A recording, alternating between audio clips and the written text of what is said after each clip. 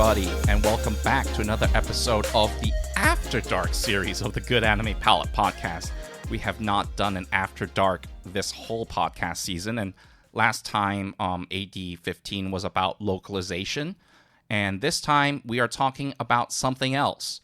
But joining me, as always, as usual, to talk about the ins and outs of the anime and manga industry is my co-host Will, and of course I am your other co-host Jason. Will, what's up? Howdy.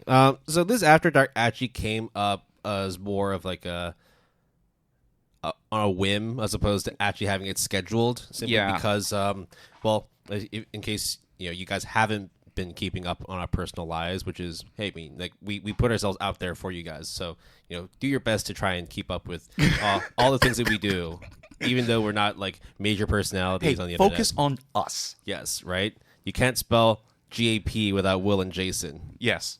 Don't think about that too hard, guys. Yes, please don't. Okay. But yeah, so basically, both Jason and I got new jobs, and we've been kind of, acclimating and getting into like the rhythm of our newfound careers. I've also just got back to Hong Kong from my long overdue honeymoon. Yeah, went to Japan and Korea. Yep, it was actually pretty awesome. So spent the first 5.5 days because with the travel, right? Right. So 5.5 days in Busan in the south of South Korea. South Korea. No train with zombies in it? No. There you go. Not a single mention to Train to Busan there at all. I think that it's a one and done thing, even though it was an international hit. Yeah.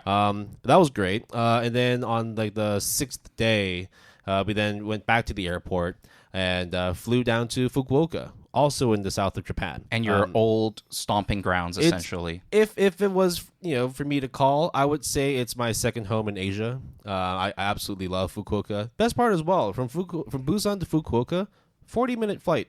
Oh, damn. That's it. I mean, I've only been to Fukuoka maybe 2-3 times, but every time it's always like this nice suburban-ish kind of place. It's chill. It's so quiet. Chilled. It's very slow. Yes. I'll tell you that. Like, when everybody's like fast-paced, cars are moving past you and all that. Here, it's like they make sure that they stop at every single red light, like 50 meters like before they even get there. So they start slowing down. If you're on the bus will tell you when they're actually going to put the foot on the gas because they don't want to startle the elderly citizens. Fun fact, I have obviously a driver's license, but I never drive, ever.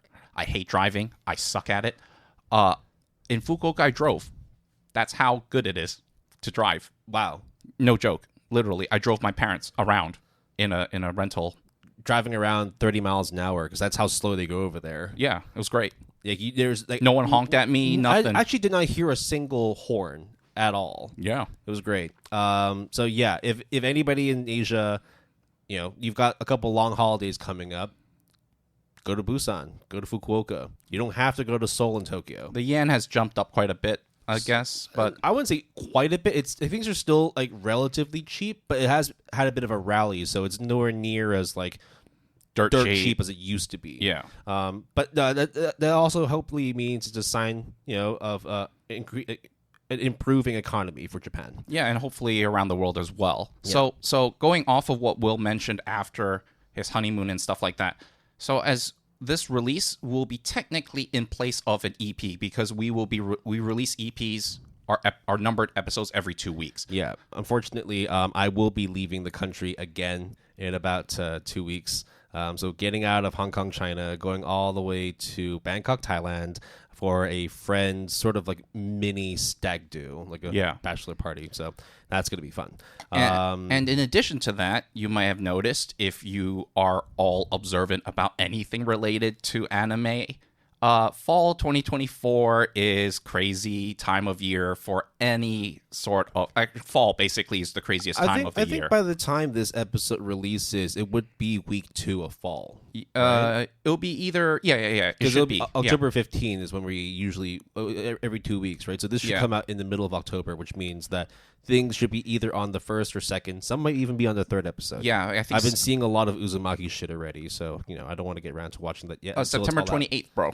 Yeah. So anyways, the reason why also is because there is a lot of shows that, as you might expect, would come out mid October, so like week 2 or week 3 of October. So we wanted to have an extra week just to look over some other episodes, just to make sure we have enough time to watch stuff. I think it's just the fact that this time around, yes, we've mentioned in like a previous episode that the fall season does look stacked, but more for like sequels, threequels, and continuations. So it might not be like the easiest one to jump into as a newcomer, but for us, for Jason and myself, who we've actually watched a fair amount of these series from like the first season onwards.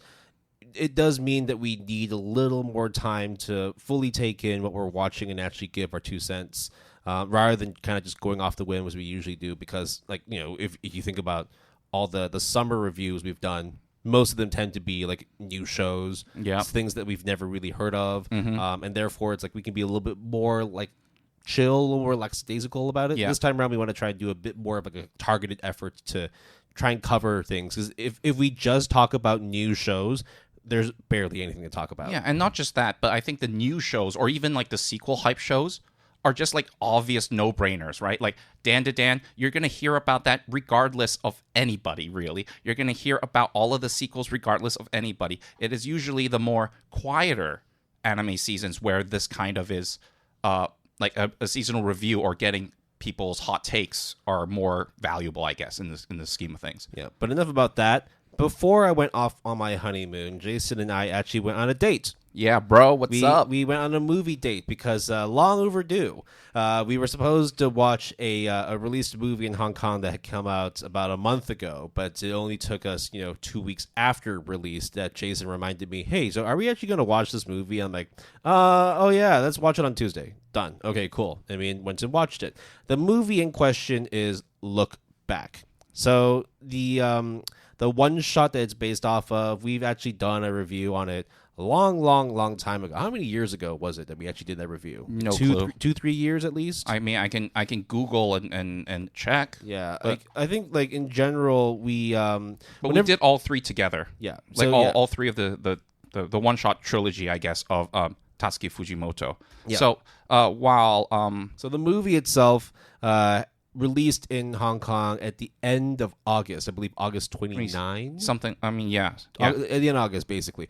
But other countries and the cities already had them like way ahead of us. So yes, we are a little bit behind the game, but hey, this is our podcast, so we're going to talk about it now. Yeah, and I think it's not opened in a lot of places worldwide or wide release. I think in a lot of like U.S. film festivals or stuff, it is like limited release, but it will probably be like on a much grander release scale. Yeah. So we thought you might want to hear our thoughts on it since we hold Tatsuki Fujimoto Sensei in very high regard. We talked about the one-shots, and here we are. We watched it. Yeah, and we're not just talking about the movie itself for the duration of this episode. No, like this actually will be a lead into one of the main topics that we'll be discussing today. More on that through Jason later because he was the one who came up with the idea. I'm just here for the ride. But before that, let's just talk about Look Back. Yeah. So it was one of the shortest movies I'd ever seen in a movie theater. Barely an hour. I think it was the runtime of like 57, 58 minutes. And you're not including the credits and all that. It was like a 50-minute movie because the end credits was quite long. So if you haven't read the one shot, I think this is one of those times when like again, we've done this before. Read the manga, watch the anime. You could do either.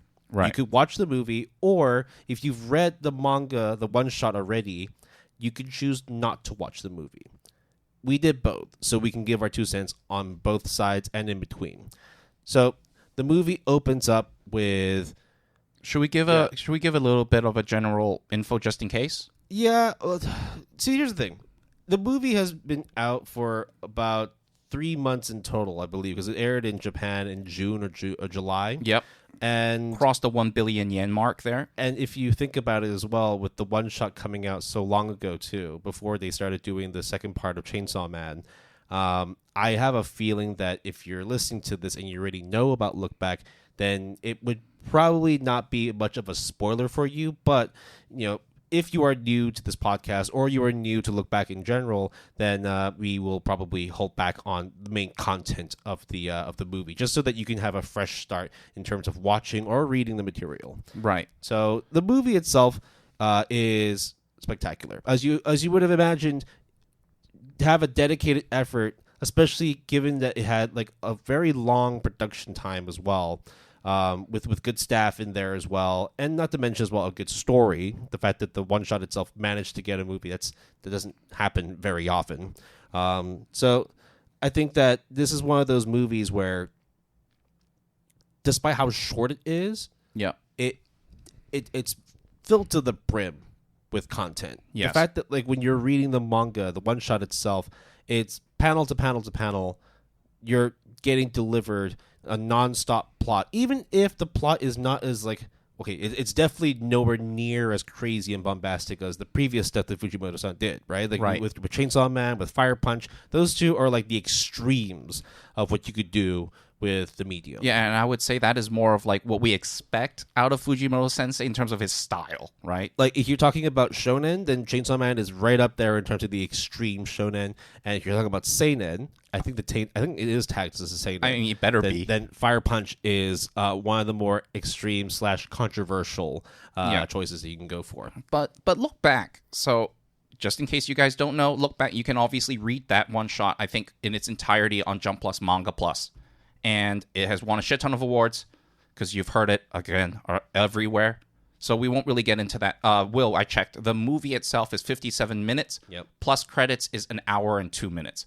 So if you think about that just for an average movie length, that is almost criminal in like a bad way, so to speak, right? Because usually you would expect a movie when you sit down. Oh, that's the thing too. We paid full price. Yeah. So for Hong Kong dollars, we paid $130, which is roughly like $18 US. Sure. So we also paid that much to go watch Eurocamp. Yeah. We paid a little bit more to go watch Ghost in the Shell, but that's just because it was like a special release. It was like 4K. Yeah. So it was like suited for like specific kinds of movie theaters. So and we had to, crazy surround sound stuff. Yeah. So we did pay a little bit more, but either way, right? Paying like $18. Usually we expecting like a feature-length movie. I mean, I paid that much money to go watch Avengers Endgame. Yeah, that was 3 hours long. Yeah, right. This is like just under a third of that. And to give everybody a bit of context, yes, it was already released in Hong Kong for several weeks. So when Will and I watched it, we were like one of like 8 people. Actually, it might just be 8 people. So I don't know if it is because no one is watching it, or is it because it's been several weeks, which actually might be we just don't have a big enough sample size to actually see. But at least we can tell you that from the Japan domestic box office reaching 1 billion yen, that's a pretty big feat, regardless of how long your film is or what your film is about even, or what medium the film is. So one thing I do want to say, though, which is kind of criminal, Mal still lists it as a manga. Yeah. Wikipedia lists it. Well, okay, Wikipedia says look back manga. And then it is Look Back is a Japanese one-shot web manga written and illustrated by Tatsuki Fujimoto. We will actually get into that specific discussion in a little bit. So if you're actually trying to look for like the entry through one-shots, don't do that. Just look for the name. Look Back on My Anime List, or just Google it. If you need to know any background information, or you just want to see what the score got. Spoiler alert: the scores are pretty damn high. So I will just say that the score for the one-shot, 8.37, ranked 240, popularity 140, which is insane. Members 99,000, almost 100K members. The anime, actually, the popularity for the manga jumped up. It's 138, 139 now. So shit. Yeah, I think basically what's happened now is that people, after watching the movie, have now gone to the manga, which is kind of weird because it's almost like panel, shot for shot. But hey, like anything to improve the metrics. Yeah. And then the anime itself is a whopping 8.74 on My Anime List, ranked 49, but popularity 3317 with 47,000 members. So it is very clear that a lot of the members have been focusing on the one-shot, and the higher score, if you will, is on the anime. Will and I won't really spoil, because I don't really think there's much to spoil about Look Back. All I will say it's about two girls and it's about manga. That's really all I think we can say. Well, it's the journey through like learning about, self-discovery and actually breaking out from one's shell through the use of, creating manga. It's essentially identity. It's ambition.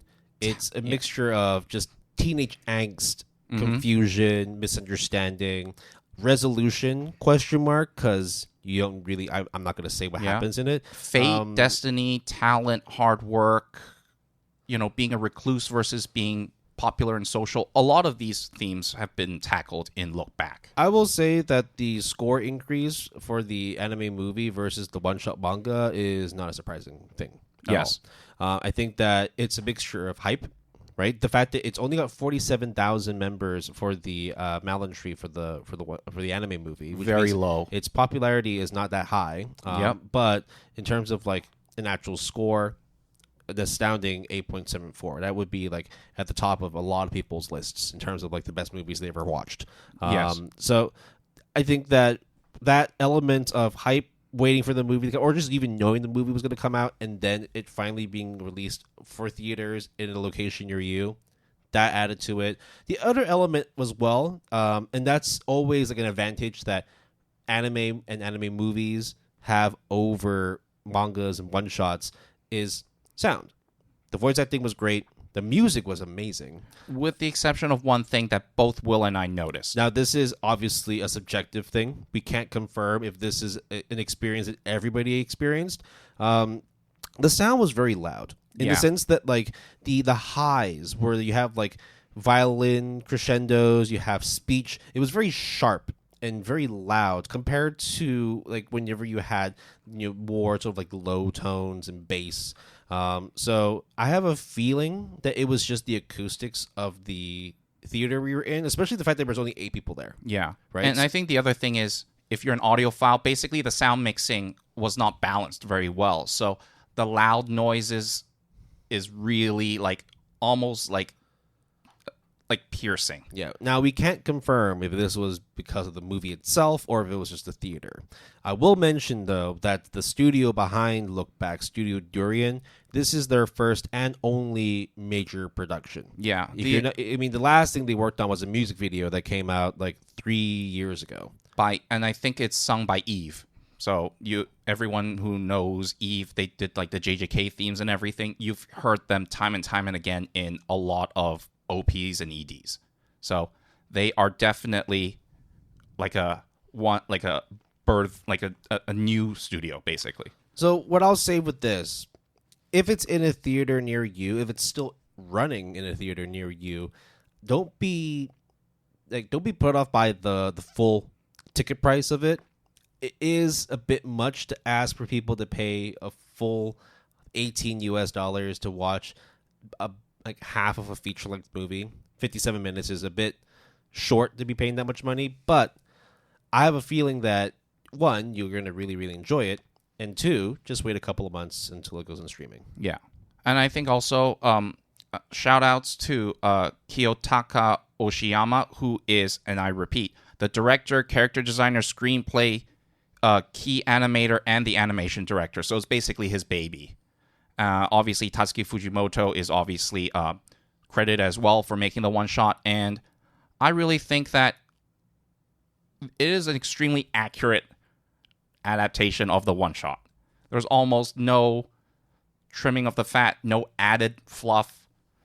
It's just extremely by-the-books adaptation. Yeah. But with the inclusion of, obviously, motion and sound, which I think, minus maybe the exception weird of sound mixing, is still really fantastic. Again, you have to point that it's not the sound mixing of the movie itself. Yeah, I don't think so. Yeah. I would be shocked if it was. Yep. Because of the fact that, like, it's a very acclaimed sound director that was working on it as well, Eriko Kimura. That's why I don't think it's possible. I have to mention her name because, she worked on Tatami Galaxy. Yeah. And she'll also be working on Dan too. So, yeah. I think that... And Devilman Crybaby. I mean, she's a Science Saru person through and through, really. Yeah. So I think, the fact that she actually is credited as a sound director for the Science Saru cross MBS original short anime Daisakusen. Like that's as close to being like, yes, I am Science Star through and through. Yeah. So yeah, I think you will have no issues in terms of enjoying this movie. For people who have read the manga, I also don't believe it will be much of like a detraction. I think the fact that like you've already read the manga means that you get to fill in those gaps of, oh, how would those characters sound? How would the music actually help to elevate the experience? I think overall, if you have read it, totally watch it. Yeah. I do not think it would detract from the experience whatsoever. And I don't think one is better than the other than its medium. So if you like something to look at that is in motion, anime.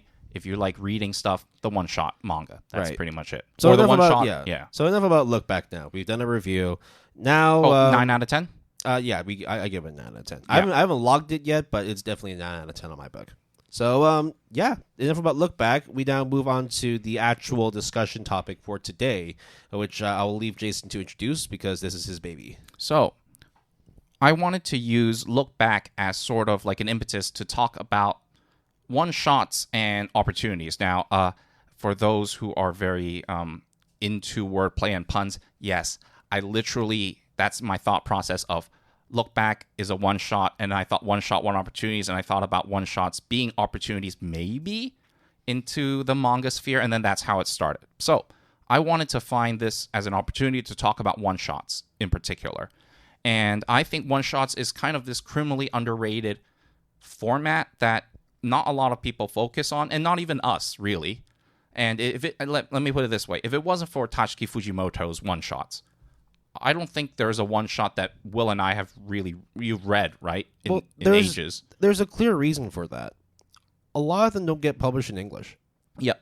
That's the main thing. A lot of it is because of the fact it's targeted to a specific company for a specific target audience within Japan to be able to get traction. Because if the Japanese people don't like what you have, God forbid, like if they release it to international markets, it probably won't work out. Though, of course, there's always going to be that missed opportunity.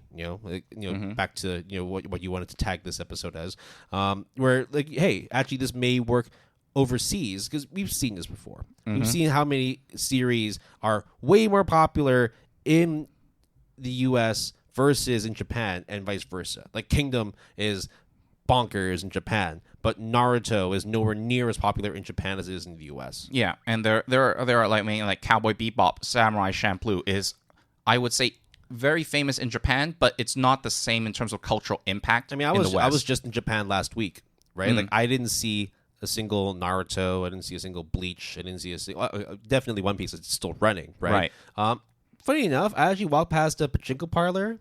They were doing a Studio Trigger kind of collaboration. Oh, I thought you were going to say Demon Slayer. No, Demon Slayer, boo. Not boo overall. It's just like it's a bit overdone now. But no, so you had like Gurren Lagann, you had Kill la Kill, you had all the major characters from all the Studio Triggers productions like on this big poster that was like basically one story like high, just outside of a pachinko parlor. I think one thing that Will and I, if we go back in time a bit, one of the most sacrilegious things that we found out was Kabaneri and the Iron Fortress did not have a sequel, kind of, because there was a pachinko machine sequel, and we lost our fucking minds because we thought, oh, it's an anime, and there's a trailer for it, and then it fucking turned out to be a pachinko machine or a video game or something like that. Yeah, I saw it like just last year. With my own eyes. What a waste. But yeah. So that's the thing. I think like when it comes to like not covering one shots, it's not because we don't want to. It's just because most of the time we can't. Yes. It is just really hard to be able to get a one shot syndicated in English publication, unless, of course, you have certain cases where you're not starting off as a manga artist and you're already a seasoned veteran. Or there's a market for it, right? Yeah. And there isn't one. So, to quote Wikipedia for one-shots, a one-shot is a work composed of a single standalone issue or chapter, contrasting a limited series or an ongoing series, which are composed of multiple issues or chapters. And it dates back all the way to the 19th century, published in newspapers, which I'm sure, if you remember this thing, youngins, called newspapers, there's always like a comic section, and there's always like these different, one-off kind of scenarios. That's almost where like a coma That's where panel. I used to read my my Garfields and my Dilberts. Yep.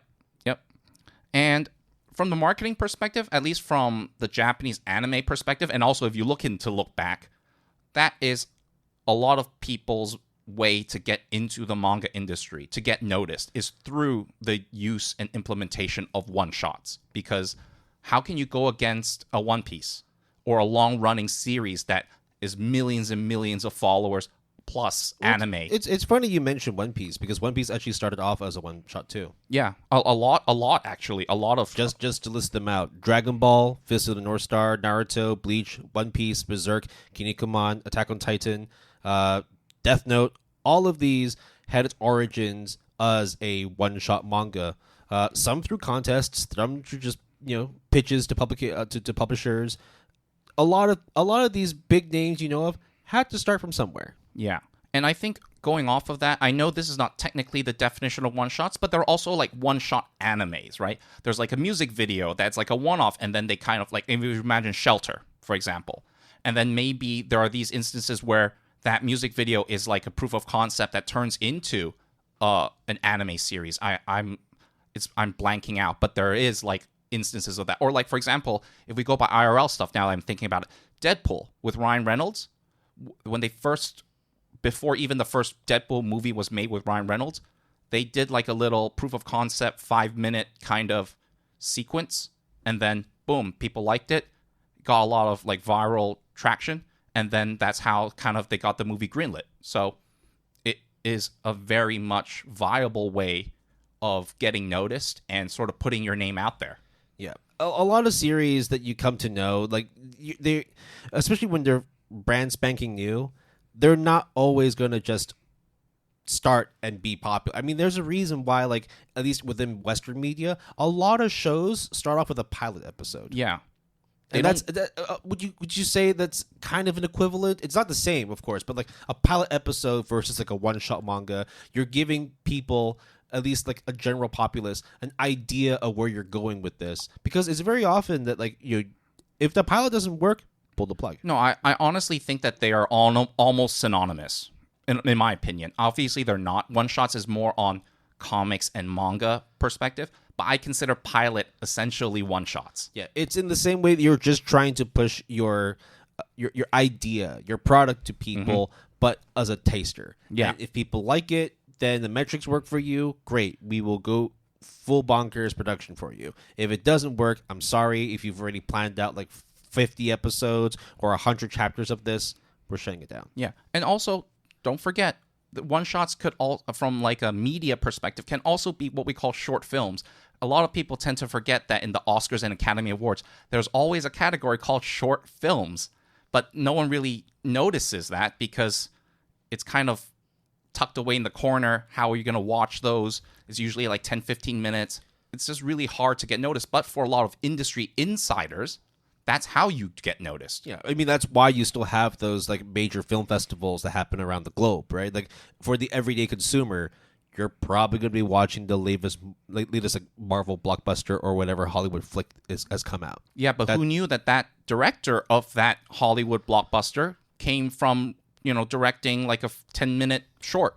Yeah, I mean, a lot of big directors never like started off working with like the big production companies. A lot of them were independent beforehand. Yeah, they had to sort of prove their mettle, like prove that they're worth investing in and worth putting their faith into and their money into. So let's relate this back to the manga sphere in terms of what the purpose of a one shot is. For the most part, and probably like the easiest definition, you are an aspiring manga artist and you want to get into the industry, but a publishing company is not going to give you the free reign to publish thousands of volumes, thousands of chapters right off the bat because one, they don't know who you are. Two, they don't know how profitable your stuff is going to be. And three, they have no idea how much money and time that they invest in you to be able to get this thing up and running. And it's not even publishing. It's even to get a meeting.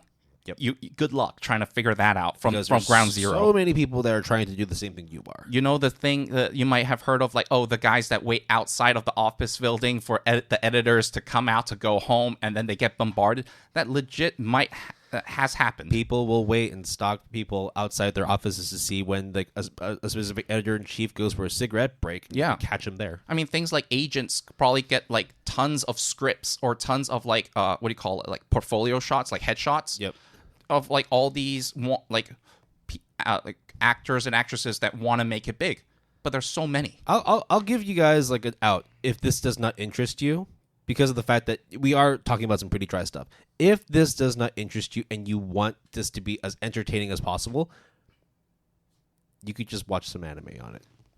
There's so many anime that talk about manga artists, aspiring manga artists that want like Bakuman. Bakuman is the clearest. Shirobako for animation, right? But I think in specificity talking about one shots, Bakuman is the perfect one. Oh no, absolutely. But season 1, yes. don't watch season 2. Season 2, like halfway, gets a bit emotional, a little too emotional. I think that's probably what has stopped us from watching season 3. But we know it's good, so just watch the first couple episodes of season 1, and you'll get why it's so difficult to be able to not just get a manga on paper, but also to even get a meeting with a publishing company, because the competition is rife.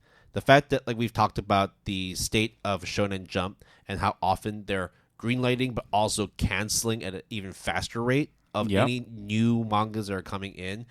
That's just stuff that actually gets syndicated. That's stuff that gets serialized. We're not even, we're talking about stuff that never even made it to the table. Yes. And also, as of recording, there has been announcements of some of Shonen Jump's adaptations, and their lineup now in terms of anime adaptations of their manga series is now even thinner by the day.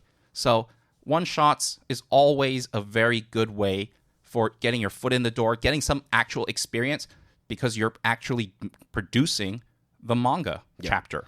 Now, it doesn't mean, of course, that like the only way in is to just be super lucky and just work and hopefully get a meeting. There are other opportunities for you to be able to get a one-shot in, like through competitions, through programs where like they might bring in some aspiring artists that want to work on things, and then the best chosen art will be the one that gets serialized or gets put into the next edition of Weekly Shonen Jump, or whichever whichever manga syndication there is. I mean, Will and I have talked about, I think Jump Plus Manga Plus had like a one-shot competition. Yeah, they did. Webtoons obviously has these types of competitions and like Reader's Choice, like fan-created contests, that kind of thing. Like, do you want to be famous? Do you want to be a mangaka? Submit your one-shot, your one chapter. But so these are due to the prevalence now of online medium. This is now an extra method to sort of get noticed. Or you can simply just ignore all of those platforms and just post on Instagram or post on Twitter, because literally when we say, this is adapted from a web manga or a web novel, sometimes it's literally as simple as, I have a blog, here's my web novel. My web manga, I just put it online. Have fun, watch it. I mean, that's how One Punch Man started. Exactly, literally, yeah. So it's the viability now of being noticed, whether it's through one-shots or an ongoing series that you made, is much more viable now due to online. But it doesn't make it easier, because then everyone also has that opportunity. So it's like it opens the floodgates. So it's kind of like it even out the playing field to a certain way, Yeah. Now, we've talked about one-shots being like the kind of gateway to breaking into the industry, but if you actually have a look at the top-rated one-shots on my anime list, I did. A lot of them are not new. In the sense that like none of the majority of the top 10 or even the top 25 are not one-shots that kickstarted a mangaka's career. Yes. A lot. And again, there's obviously a different level of bias on this. My anime list is a Western website. Therefore, you're going to be seeing more things that actually have been syndicated as an English publication. Mm-hmm. Second, because of the fact that you have access to it, you're probably seeing more stuff from more acclaimed or accredited manga artists. So therefore, it makes sense that the top 10, the top 25 are going to have more stuff that comes out as one-shots later on in a manga's career as opposed to the very beginning. So for example, if you just look at the top 10, there's Berserk, there's Oran High School Host Club. I think Haikyuu? Haikyuu is not top 10, but it is top 20. No, I'm wrong. It is 10th. Oh, really? Damn. It was 10th. Okay. You also have Bleach. You have Naruto in there. So you're thinking but didn't you say that Naruto and Berserk and Bleach and all that all start off as one shots? No, I mean, yes, they did, but these are also one shots that came out midway through a manga's publication, or even perhaps at the end of a manga's publication, and therefore there are other ways that one shots are used as a medium for manga artists. Or it could be that the one shot is published later after the fact, but it was used as a way to internally to get your foot in the door. Or it could even be a scenario where there are times when like, oh, you like this artist so much, oh, why don't you see how they got started? This was the one shot finally published in English. That does happen. Yes, that does happen. But for the most part, in terms of what you see on the My Anime List database, a lot of the one shots that you see in the top 25 are released much later in a mangaka's career. Yeah. And I also think that some of these one-shots, again, there's no definitive proof, it's speculation, but I'm willing to bet money that some of these one-shots are used to get assistant positions. You know? Because if you go to the mangaka, they'll be like, okay, well, what have you done? I need an assistant. What can you do? Here's a one-shot. Okay? You can clearly draw. You can do toning. You can do coloring. Okay. All right. That at least lends more credibility than randomly knocking on a mangaka's door and being like, oh, I want to help you out. It's possible. It is possible, though I still feel that the main way that a lot of artists would use a one-shot is in the same way that we've talked about spin-off magazines and all the spin-off mangas or like TV pilots, right? No, for sure, 100%. So, for example, like, you know, Berserk's Shinen no Kami the second, that one was a separate story. Mm-hmm. Right? Same way with Naruto Gaiden, same way with Ouran High School Host Club. It even says Ouran Koko Host Club short special.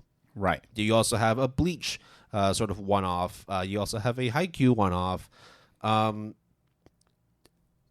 It is a little bit tough for us to sort of, you know, explain the difference in this sense of this particular type of one shot versus a spin-off. Yes. But I think the main thing is a spin-off is legitimately creating a new story based off of an existing property. Yeah, it's a diverging branch. Yeah, whereas a lot of the ones that we're talking about here are more kind of proof just of like, concept. Yeah, well, not so much proof of concept. I think it's more just if they wanted to focus specifically about like one particular plotline or one particular character, because it is one chapter, one issue, right? A lot of them are just one issue. Yeah.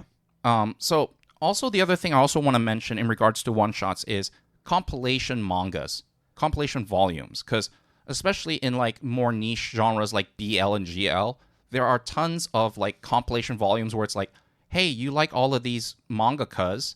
Well, did you know we grabbed all of them together and then they all did one chapter, and here's 8 chapters of all of these one chapters. Here you go. Have fun.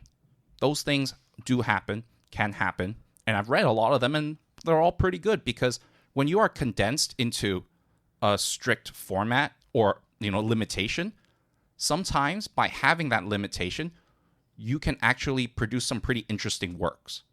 Doesn't always mean that, but I mean, how many times have you heard of people being like, oh, it keeps getting dragged on this storyline, this series. They should have axed it ages ago, or they should have ended it ages ago. Now there's so much fluff. But then if you're kind of strict at like Orb, for example, where it's a limited series of 8 issues, 8 volumes, there's just a clear beginning, middle, and end. It's not like 20-something, 100-something volumes. So it's like a very clear story that is laid out. Yeah, but I mean, like Orb itself, that's still 8 volumes, right? Like a one-shot could be anything from like one chapter through to maybe a volume, which would be around like 5 chapters. Absolutely. It's not... it's a limited series. Orb is a limited series, not a one-shot. I'm just saying, like, it's ongoing one-shots, and then the third category is, like, limited series. Where do you stand in terms of, like, anthologies? Oh, yeah, that's what I meant. Compilation anthologies. Yeah. What about them? So in terms of, like, for example, like, if it was, like, a horror anthology. Like, let's say there was... Junji Ito has tons of it. Yeah. Would you say that those are one-shots in themselves, or is it, like, a separate definition?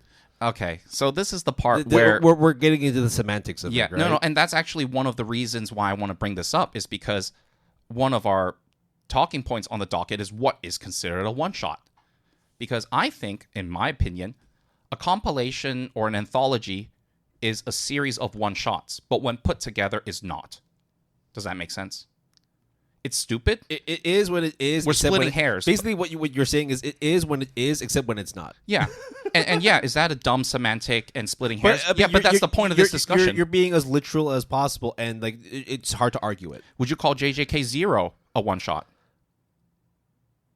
It's a prequel. It's a prequel. But it's a one-volume, one-off. There's no JJK 02. Well, actually, to be fair, there was actually a one-shot for JJK before JJK existed. Sure. Yeah. So it's you're pulling hairs at this point. No. Yeah. But then let's go back to what we said earlier about Look Back, Will, which you accurately point out, and I also agree with you, is that Mal calls it a manga and not a one-shot. Yet, I think a lot of people would still use Look Back and consider that as a one-shot. Yeah, according to my anime list, Jujutsu Kaisen 0 is a manga, despite only having 4 chapters. Yep. And one-shots can literally be one volume or can literally be one chapter. And Tatsuki Fujimoto's, I guess, one-shot trilogy, if you will, of Look Back, Goodbye Eri, and Will You Listen to the Song or something? Listen to the... oh, God. I wrote it down, but I forgot. Listen to the song, I think. Yeah, just listen to the song in 2022. So those are the 3 one-shots that he has made. But 2 of them are considered manga. Wait, is Goodbye Eri a manga or a one-shot according to Mal? Let me double check. Sayonara Eri, that was a manga. Okay, there you go. I consider that a one-shot. Maybe we're splitting hairs, or Mal is like, oh, we just don't know how to sort it. But I think the reason why they call it a manga is because it's a volume, a compiled chapters into a volume. Funny enough, actually, yeah. So out of all the works that Gege Akutami, sorry, that's Jujutsu Kaisen, Tatsuki Fujimoto has done, only Just Listen to the Song is a one shot, and that's because it's only 20 pages. It's one chapter. So there you go. But Will, what is your opinion of the definition of one-shots? It's loose. I mean, like, to be fair, like, if you really want to get into it, then it can be super convoluted, but if you want to just take, like, the most, like, standoff, blasé, lackadaisical How about just approach, your definition? It's just a story that consists of a chapter or a volume talking about a particular story. It's not a continuation of a story. It's not a spin-off of a story. It's so spin-offs are not one-shots? It's... Because JJK 0 would be considered a spin-off in a way, right? A prequel spin-off, right?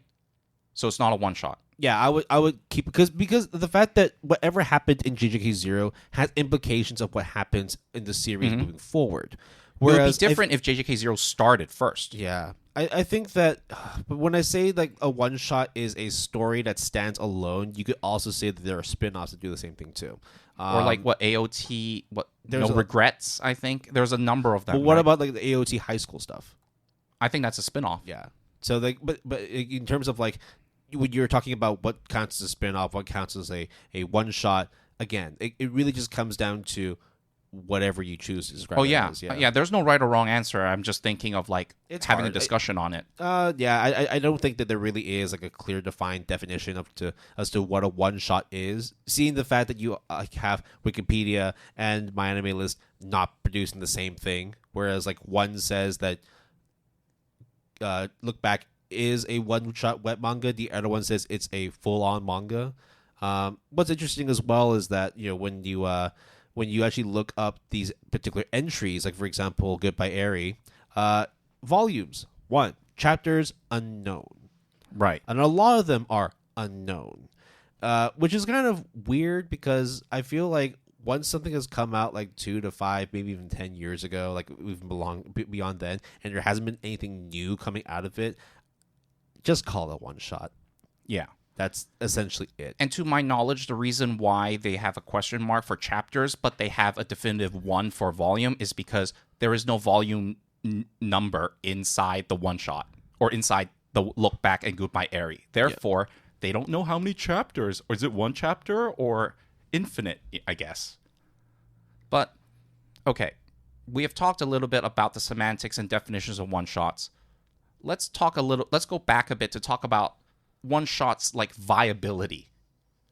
Other than sort of what we said its purpose, do you think one-shots need to have a spotlight in of itself, or is it fine kind of doing its own thing as it has been for a long time? I think more than ever, it actually needs a bit of a spotlight.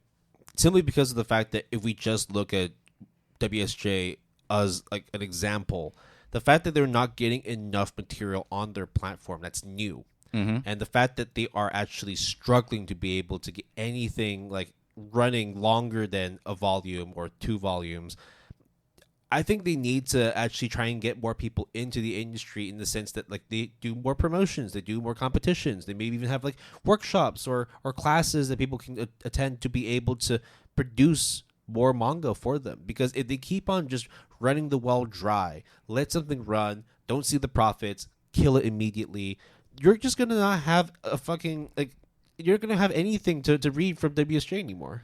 All right, so I have opened up Manga Plus, the iOS, the Mac OS application, and I technically have the deluxe plan, so I'm gonna use that as a disclaimer. There is one shot, 2, 3, 4. There's a Manga Plus Creators Club, 5, 6. So they do release a lot of one-shots on Manga Plus. And if you think about it, it's kind of like free advertising and free money, because you're just putting it out there for people. Maybe they get hyped. Maybe editors think it's not a very good one-shot, but then it gets a lot of momentum. And then, okay, maybe we should give this person a second chance. Or, hey, it's just one more thing that we can add to our wealth of titles that we can say, hey, there are over all of these titles that you can choose from, you know? So I think the viability of one-shots have now kind of gone viral in many ways due to the fact of the internet. And I think that it does deserve, as well, as Will said, a lot of attention, because sometimes it's cool just to have, you know, a one meal deal, you know, like a one-off, literally, right? Nothing has to always be the most hype shows. Nothing always has to be the most 1,000 chapter One Piece thing. Well, it's also the fact that like we've been focusing on using one shots as a way to get into the industry, get notoriety, or you know, or just get famous off of it. But we haven't really talked about using it as like a specific artistic medium. Yes, in the sense that, for example, we talked about Look Back all episode. Mm-hmm. Fujimoto has spent his whole life working on some of the edgiest, craziest shit. Yes. Right? And I can just say Fire Punch and that's it. Yeah, that's right? good enough already. Right? So then all of a sudden he's like, oh, so you got like this break in between Chainsaw Man Part 1 and then your high school part coming out later on in a year or two. Maybe you should just chill out. Nah, I'm going to release, you know, like 3 short mangas and see how it goes. And they're like, in terms of tone, like completely different. Yes, there are some crazy parts that happen in each of them. Maybe not so much just listen to the song, but definitely in Goodbye Area and Look Back. But it also like kind of is a mechanism for Fujimoto to test the waters and see if he can create something different. Yeah. And I think also going off of that, and I remember when we first heard about Look Back, before it was even published, right? We were like, dude, why are you doing that? You just finished Chainsaw Man Part 1. You announced Part 2. It's moving to Jump Plus. Why are you doing this? Like, are you just taking a break? Then take a full break. Why are you writing this one shot?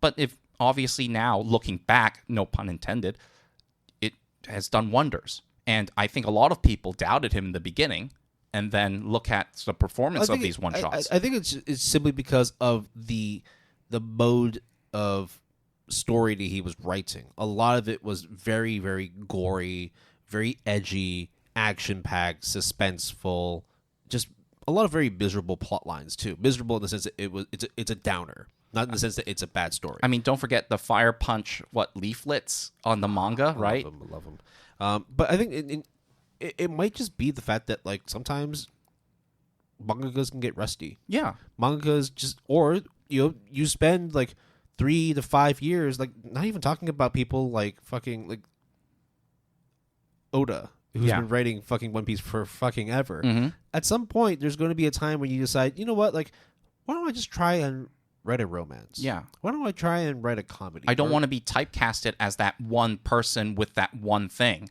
It might not even be typecasting. It might just be the fact for them. It's like I've been writing action all my life, and I'm getting a bit bored of it. Yeah, because creators, that happens, or they have like a creative block, a mind block, and that happens all the time. So you can't always repeat the same thing that you're good at and expect success. I mean, unfortunately, look at Soul Yoshida. I always feel really bad about that. But Trojan X, man, you always got to find a way to dog on him, huh? Yeah. To be fair, though, the ranking for it is actually still pretty good, 7.42.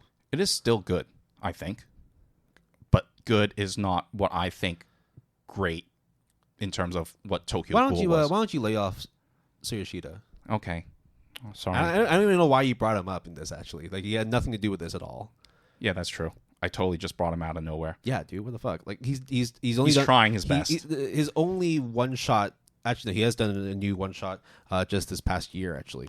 No, 2 years ago. But his only one shot was literally Tokyo Ghoul, and then since then it's been Tokyo Ghoul, Tokyo Ghoul, Tokyo Ghoul. So stop being mean, dude. Yeah, okay. I feel bad. You're a fucking bully. You're the ones that you're one of those people that just has nothing to do but to rag on him. Leave him alone. Okay. Leave Yoshida alone. Okay, I will. But what I won't leave alone is our break. Will, what do you think about taking a break now? Do we need a break? I'm happy to keep on going. I mean, we've just hit the 50-minute mark. I don't know how much more we need to go into this in terms of like talking about one shot specifically. Okay. We can keep rolling. All right, let's keep rolling then. Then anything sort of you want to say about one shots before we kind of move on to maybe like another section of the podcast? So I don't know, like, in terms of like the future of one shot. I mean, there really is no future of one shots. One shots are always going to be part of the industry until like something monumental happens and just changes how people go about creating manga. It would be cool to be able to at least try and access more of it, but understanding that it is difficult to get things off the ground if publishers don't feel like it would succeed overseas, or if it's just someone's first shot, legitimately, like their one shot into the industry. Yeah, their foray, right? Yeah, and like there's absolutely no reason to. Like if they do well, then let's see if like their main product, when we actually do serialize a manga from you, how that turns out. That's why you have people who know about like Naruto but never read the one shot, because why would you? Exactly. It's already super popular, right? I just think the hardest part with one shots, in my opinion, is monetization. Because if you think about it, with the Jump Plus Manga Plus is a subscription service, so you can really just tack it on there, and whether people read it or not, it's up to them, right? If it's on a streaming service and then you have like a bunch of pilots, then it's kind of like it's on there, you're paying for it anyways per month. But you can't go to Bookwalker and be like, here, buy all these random one-shots for 99 cents each. Yeah. And, like, gotcha machine kind of try your luck. I mean, that's just how the model works, though, right? Yeah. In the sense that, like, if you are an aspiring mangaka wanting to get in the industry, we've talked about this with Vishal, like, not that long ago. It's a very expensive occupation to get into if you don't have people buying your product. Like, legitimately, that's as simple as it is. I don't think a one-shot is meant to be profitable simply because you already have no credibility. You have no name to run off of, and you don't have anybody who would be able to trust in your product to give you money to do it. So therefore, the one-shot is your way to get that name out, to get that credibility, and then hopefully down the road will give you opportunity. Or it is you are a very successful seasoned mangaka and you just want to, a change of scenery, or you just want to tack on as like a bonus in the meantime, in the interim kind of thing. So yeah, I do agree.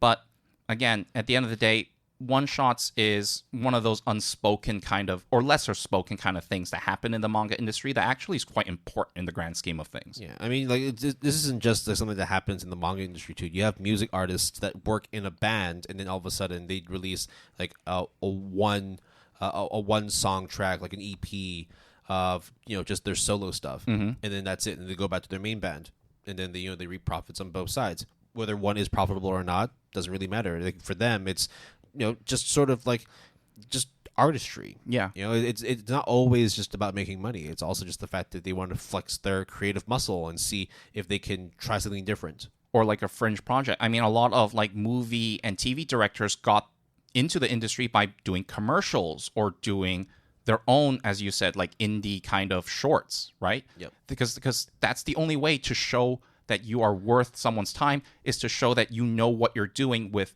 a pen, with ink, Well, you need with a a camera. You need Yeah. to have a portfolio. Exactly. And this is one of the ways to do that. It's, I mean, like, shit, like when I first started, looking for jobs as a software developer, I had nothing. I had nothing to be like, hey, like, trust me, I can program, dude. But no, I had to put together a portfolio. I had to showcase to people, hey, this is the project I worked on. This was my responsibility. This actually ties into what you are looking for. Hire me. In the same way that, hey, I am a aspiring mangaka. You guys specialize in shoujo romance. I just wrote a shoujo romance one-shot. Take a look at it. Do you think it's popular? I can make more of it. That's, I mean, like, on one aspect, the easiest way to define why people do one-shots. Exactly. Advertisement and promotion of... Yeah, self-promotion. Yeah, exactly. So, now that we talked about that, I think sort of the other thing that we want to talk about briefly or kind of tangentially is about opportunities in anime and manga.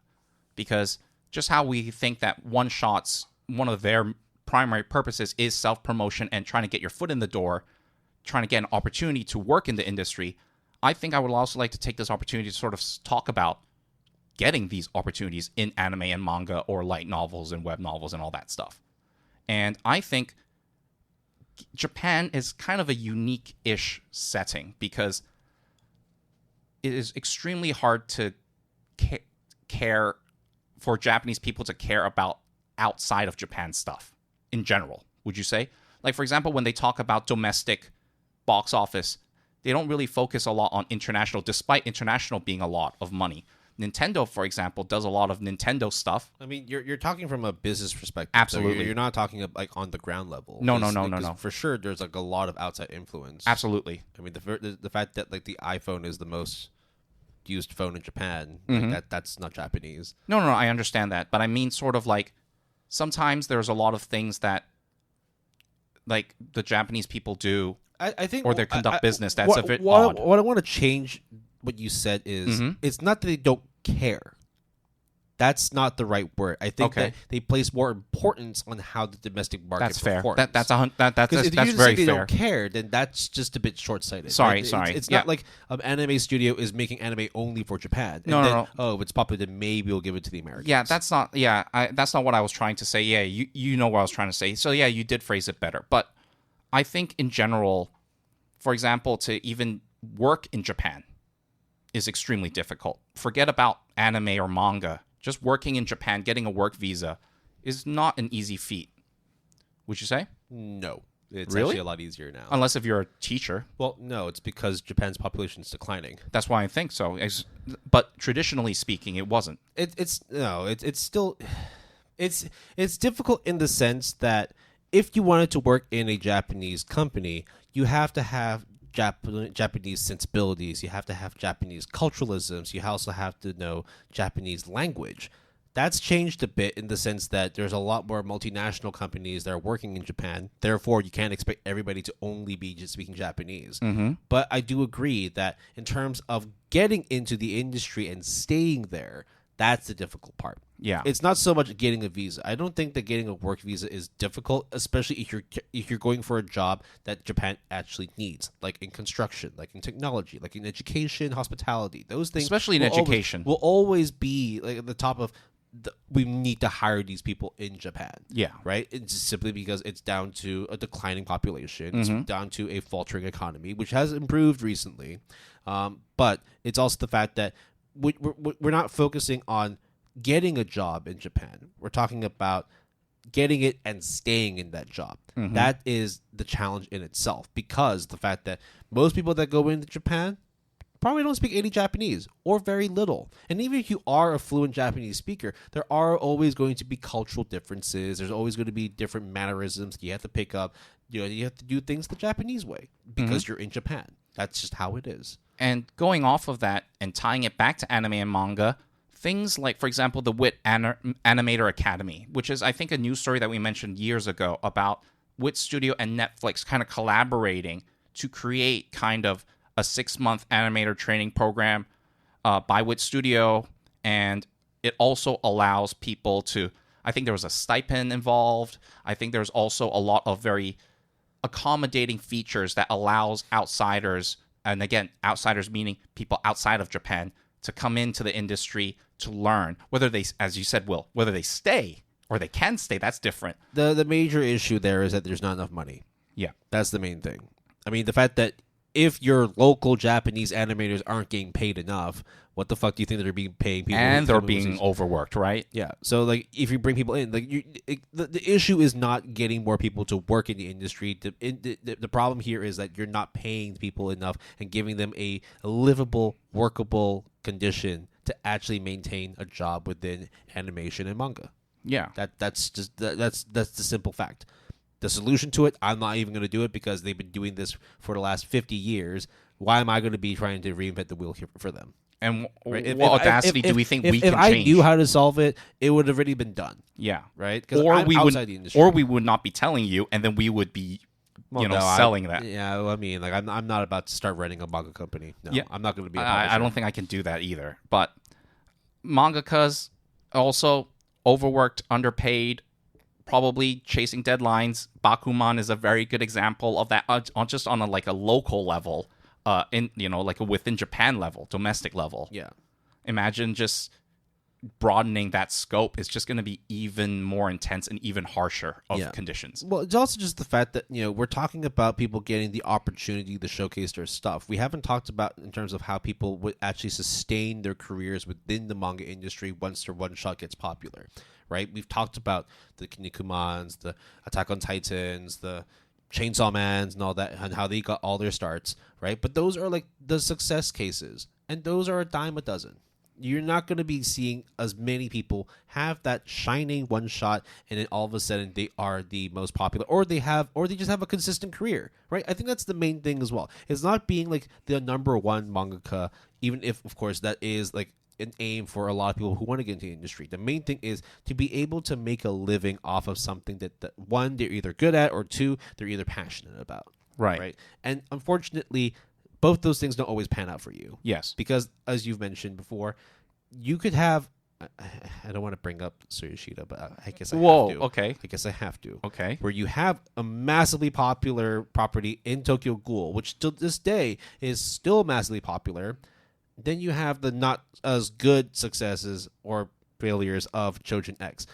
These things aren't guaranteed. Likewise, let's talk about, for example, Hunter x Hunter. The fact that it's been running for well over 25 years, well over like 400 like episodes of anime, and however many hundreds of chapters of the manga, and yet it's still like not quite there. We haven't been able to give the proper send off for the series or for the mangaka. There's never any guarantees within the industry. That's a given fact, and to think that you can just do a one shot and make bank is incredibly naive. Extremely. That's not to put anybody off who wants to take that jump and try to make a one shot to see if it works for them. I implore you to give it a shot, literally one shot, right? Yeah. But again, it's not like a foregone conclusion that once you get your foot through the door, that the riches and successes will follow through. Yeah. That's never guaranteed. Sometimes slop will get you money and get you fame. Sometimes you have an amazing piece of work, but no one acknowledges it. I mean, you have stuff like Redo of Healer, right? Like that did really well. You also have stuff like fucking World's End Harem, but also was doing really well. Like those things are slop, but they make bank. Mm-hmm. Because there are people who slop that shit up, right? And then there's stuff like we think Redline is great, and it kind of fell and crashed and burned. Yeah. So in terms of tying like the one shots to opportunity, yeah, absolutely. As an aspiring mangaka, as a newcomer, that is legitimately your one shot into the industry. Mm-hmm. That's not to say that it's the only shot. You can always submit new one shots and see if they ever stick. But the fact of the matter is, for every 10 mangakas that are able to actually get their door through the door and actually start making like serialized manga, there's thousands, tens of thousands of mangakas who don't even manage to set up a meeting with a chief editor or a publisher or even an agent. And some of them could literally have the next greatest thing. but they just can't be heard, can't be seen, can't be noticed, and therefore they just can't get their foot in the door in the industry. I think even we haven't even talked about VA work. I mean, that's already like seiyus. It's like insane of an industry to even attempt to get into as an outsider. Yeah, but I think that at that point you're branching away from like one shots and opportunities. No, I know, but I'm just talking about the anime. You're just talking about the industry as a whole, which we will never tackle. Yeah, that would never be enough for like a 1.5 hour, 2 hour episode. But I'm just saying, just to illustrate, like it's just this huge thing, that huge topic that can cover all facets of the production of an anime or manga, basically, is sort of what I'm saying. But, well, at the end of the day, I think Look Back is a really good movie. It also is a very good one-shot. And I think one-shots are one of those things where I just like to look at more. I like to have them be in the spotlight more. But I also really don't know how, nor to say that I have the capabilities to do so. It's not a medium that's set up for wide consumption. Yeah. That's simply the fact. Like, you just do not see as many one shots because of the fact that it sticks within the studio, within the publisher that greenlights that one shot. And if you even have like the ability to read Japanese, you also have to be in Japan to actually read it. Right? A lot of it would be in print. A lot of it would be on like local SNS, like social network sites and all that. You would need to be able to at least access those to be able to consume those one shots. And even then, there's no guarantee that once you've read it, you're going to be like, oh, I guess that means that this mangaka is going to be producing new stuff. No, that's never a guarantee. It might be a year, it might be 2, it might be never for them to actually release any more things afterwards. And the internet definitely has made this channel a lot more accessible, but at the same time, it doesn't necessarily make it easier or harder. Is just like another methodology to get your name out there. Well, that's where like I would argue that platforms like Webtoon do it best because of the fact that they have countless competitions that happen throughout the year. They have a lot of artist spotlights that happen every month, or through their own promotion of like whatever their Webtoon currency is, whatever coins they have, right? Like if you read these Webtoons, you read these short stories, you can get free coins to use to read other stuff. So it's a very like, I don't know how self-sustaining it is. I don't know how profitable Webtoon is, but the fact that they are insanely popular, I assume that they're doing something right. Yeah. And I feel that with the Webtoon platform, you definitely see a lot more sort of, and I don't mean this in any demeaning way either. You definitely see a lot more amateur work in the sense that it does seem to be a bit easier for you to submit your work on the Webtoon platform, have it be read, and then through those metrics, then see if you are able to do more work afterwards. Again, it's like a completely different style. A lot of times, Webtoon, like manhwas and comics, are either just done by one, maybe even 2 people. Right. And that's to say that like that's not how it works in manga. No, but like once things get popular, you will get more artists, you will get more support. Right? Whether it is you hiring your own team, or if you're lucky, your publisher hires a team for you to work with you, right? So in terms of being able to access more one-shots, or like just short stories that, get a artist's foot through the door, the Webtoon platform is actually doing it pretty well. I don't know how it would work with Japanese companies, but as you mentioned, right, with Jump Plus, Manga Plus, they do have one-shots on there. It's just not as many as you would see on like Webtoon. Yeah, because the Webtoons also basically has these like creator like platform. Well, the other thing as well with Webtoon is that they're primarily digital only. Yes. Right, and so with the way that WSJ runs, they still have a lot of print. A lot of print. They have a lot of other mediums that they also produce. I mean, merchandise as well. Like, when I was in Korea, like I didn't see a whole lot of like Webtoon stuff out in the open.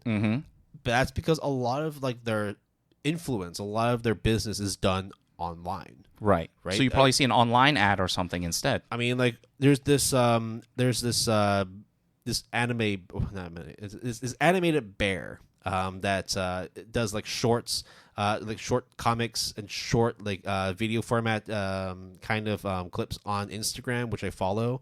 and they're massively popular, and they do everything online. Mm-hmm. They even do collaborations with like companies in Korea. Like they actually have a massive collaboration with one of the baseball teams in Korea where they sell limited merchandise. But all that is primarily driven through social media. That's not something that I think is fully integrated into the Japanese business model, where a lot of it is still very much old habits, old school methodologies of trying to, drum up profits and revenue. So in order for us to be able to consume more one-shots or even be more aware of one-shots, there has to be a change in terms of the importance of one-shots within the publishing company itself and what they want to do with them for the wider audience. Until we actually can see what they want to do with those, we're never really going to see them. Because for them, the one-shot's not the finished product. Mm-hmm. And even if it is, it's probably not going to be something they're going to be making bank off of, right? Like, they're making way more money off of Chainsaw Man than they are with Look Back because Chainsaw Man's still running. Yeah. You get Chainsaw Man merch. You get Chainsaw Man movies, right? You get Chainsaw Man games. I mean, that one volume is literally the beginning, middle, and end of Look Back. Yeah. And once you're done and once you watch the movie, what are you going to do? You're not going to, maybe buy a poster and all that, but, you're not going to buy, character merch, right? No. There's no game or mobile, sort of integration with this property. Nor is that its purpose either, of Look Back in this case, right? So it's going to be hard to, actually try and see, if there is a way to get more access to one-shots simply because the model is just not built for that. And I think it also takes time and resources to localize it, to publish it online. You can call it, hey, maybe the overhead is very minimal. It still costs money. If you were to go to a distributor, you were to go to a localizer and say, hey, I need you to do a job. Okay, how many chapters, how many volumes, how often are you releasing it? Is it four volumes per year, 3 volumes per year? Are you doing it bi-weekly, bi-monthly?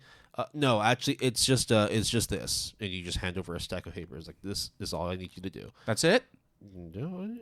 No, but where's the sequel? This is it. This is just one shot. Oh. That's it. So this is not a long-term business relationship. This is just a one-off transaction. And this is not to say that it won't work. But you're not Fujimoto. Exactly. Right? Right. You're not going to all of a sudden just be changing tact and saying I've been running this empire for 30 years. Serialize this shit for me. Oh, okay, cool. I'm a newcomer. I would like to get this over to America. Yeah, imagine please. the audacity, right? They would tell you to fuck off. There is no longevity, and therefore, once you've made your lump sum, that's it. If you don't sell anything off, you have overhead in terms of unsold inventory, and you've already. And what else are you gonna do? You got to do marketing and advertising.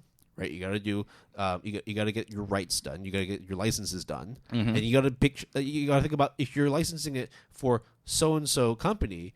Does that mean that company also has the rights to build your IP for not the IP, but to distribute it in certain regions? Right.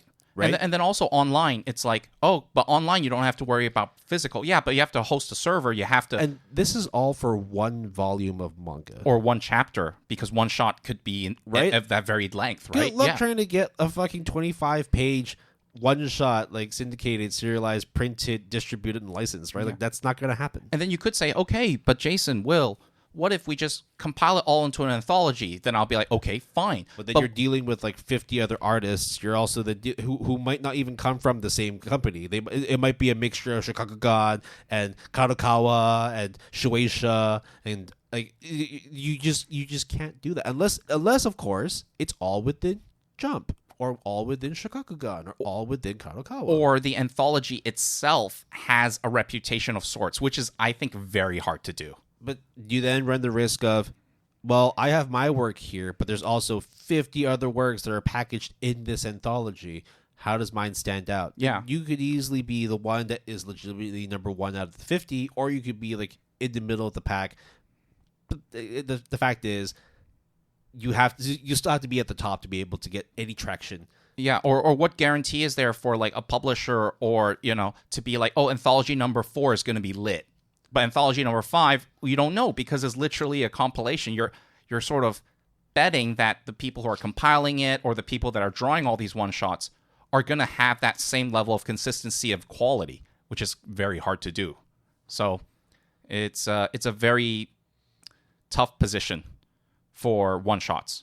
But I also would argue that's kind of not the point of it. Yeah, look, I think, like, there really is nothing that we can or even wants to do with the state of one-shots, simply because it accounts for such a small part within the manga industry. Like, yes, a lot of manga artists use it to get their foothold in the industry, but those are probably never going to see the light of day. And even if you do, it's probably because, one, the manga is super popular. Two, the one shot itself is a sort of continuation of a story. Like, for example, like, you have a story and it has a bad ending. Mm-hmm. Well, then here's a one shot that fixes the ending. Or you have, a series that, like, hey, I didn't really know much about that character, but that character is super popular.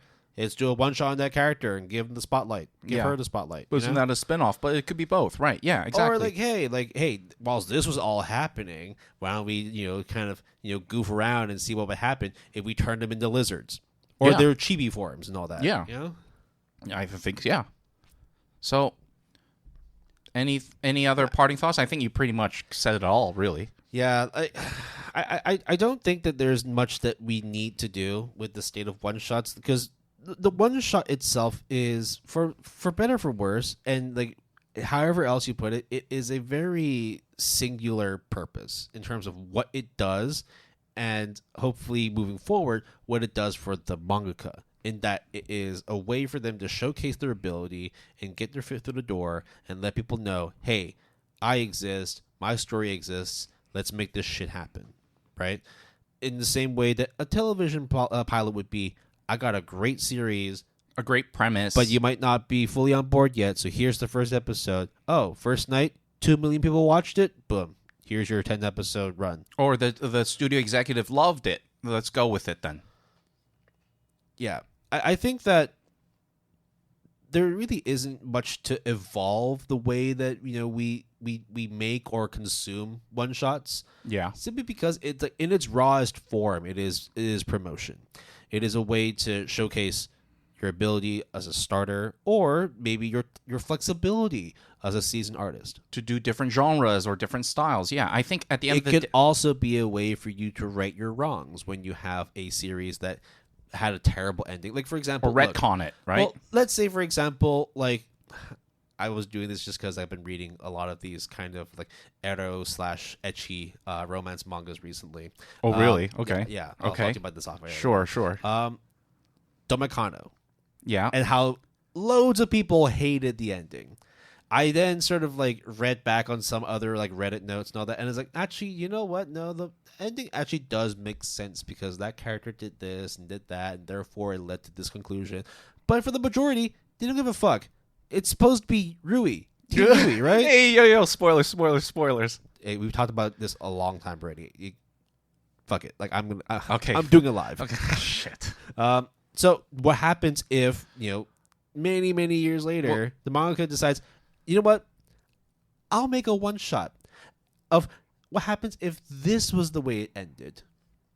Okay. Ending B. Okay. Yeah. All right. No. But it's also like like a what if, right? Like Clannad. Yeah. Like Clannad has those 1 episode specials where it's like you have an adventure because of the fact that it is a dating sim. It's a visual novel dating sim. Well, I wouldn't say dating sim because that actually kind of just demeans it a bit. But it is, at its bare bones, a dating sim. It's a visual novel. Okay, let's just say visual novel with multiple endings. Yeah. All right. So therefore, you're watching the manga, but watching the anime, but there's only that one ending because you can't have branching endings within like a 12 episode or 24 episode series, right? So what they did instead is the next best thing, which is here. I'll give you one episode where the main character chooses that girl. Oh, you didn't like that girl? Well, don't worry. We got this girl. If that's your waifu, we got this one for you. And they were all good. Yeah. They were all really good. I mean, you can't pick all of the girls from Doki Doki Literature Club, right? Yeah. It served a singular purpose in that if you did not like how certain things worked out for a visual novel adaptation into an anime, hey, here's an alternative. You didn't like that one? Here's another alternative. Y'all good now? We've done all the characters you can have relationships with. Still didn't like them? Well, maybe you don't like Clannad then. Okay, there you go. For me, I think the wrap-up I would say about one-shots is, in essence, by definition, It's temporary. It's transitional. It's transient. It is a reprieve from the main thing that you consume, because it is short in length. It's limited in length. And I don't mean a limited series. I mean it's limited in scope. It's limited in purpose. Yeah. So therefore, it's very hard to make an ongoing business model off of something that is inherently built to not be sustaining. You know what? As in, like, it's not to be everlasting, or I think it's called evergreen format or whatever. So the point is, one shots is a pivotal part, because hey, you won't get Bleach, you won't get One Piece, you won't get Death Note otherwise. And there are exceptions to the rule with Tatsuki Fujimoto with Goodbye Eri and Look Back. But for the most part, one shots exists merely as a one-off, as a snack, as a temporary stop in the ongoing journey of anime and manga. Yeah. Actually, one thing we didn't actually get into was using one-shots as a means of promotion, as a means of advertising. Such as? Well, I mean, say, for example, you have a very super popular character that's actually not a main character in so-and-so series. Yeah. That you do a one-shot to promote that particular character, or as using that character as the focal point to showcase what the whole series is about. Sure. Or we want to do a spin-off series, but we're not sure, so let's just do a one-shot to see how people feel about it, because everyone likes this character. Oh, they really like Megumin. Okay, then maybe we can do something with it. Yeah. That's literally it. So, that is, I think, the end of our After Dark episode. Thanks for giving us a shot and listening to this episode of the After Dark series of the Good Anime Palette podcast. If you would like, you can leave us a ratings or review. We greatly appreciate it. You can always contact us using the email gapalette@gmail.com, GAPALETTE, all lowercase, all one word, using the handle @PaletteGood, capital P and capital G, all one word. We also have a GAP Discord server. Invite link is in the show description. We have a website, www.goodanimepalette.com, all lowercase, all one word. Music credits for this episode. The one-time one-shot that we will talk about, the ADOP for Season 8. Our intro music is Future Is Now by FLYIN. Even though we do not have a break music, we shall credit them otherwise. Green Summer Waves, Qeeo is our break music, and our outro music is Weeping by Cushy. You can support the music artists that we feature by listening to them on Spotify, Apple Music, or your music listening platform of choice. And Epidemic Sound provides all of our royalty-free music. If you're interested, you can always sign up using the referral link in our show description. Terms and conditions apply. All right. I guess that pretty much covers everything that we wanted to talk about today. Yes, we have covered the full history and the purpose of one-shots. Yeah. We have. Like, legitimately, there really is not much else you can sort of use a one-shot for. It's a means to get into industry. It's a means of using promotional material. It's a means of flexing your creative muscle. And it's also a means of creating an alternative setting for an existing series. Different from using a spin-off, because a spin-off legitimately actually creates a full story. Is like a one-shot will just give you a different look. Yeah. Right? So I think that pretty much covers it all. Like, wow, we actually managed to do an episode where we defined in full. No, I mean there are still like more, but they're not like no. Definitively, we are done. We have explained the full history of one shots. There's nobody else that can do better than us. We shoot our shot, right? Yes. This was our one opportunity. This is everything you ever wanted. We seized the moment. Okay. Mom spaghetti. Yeah. Gravity.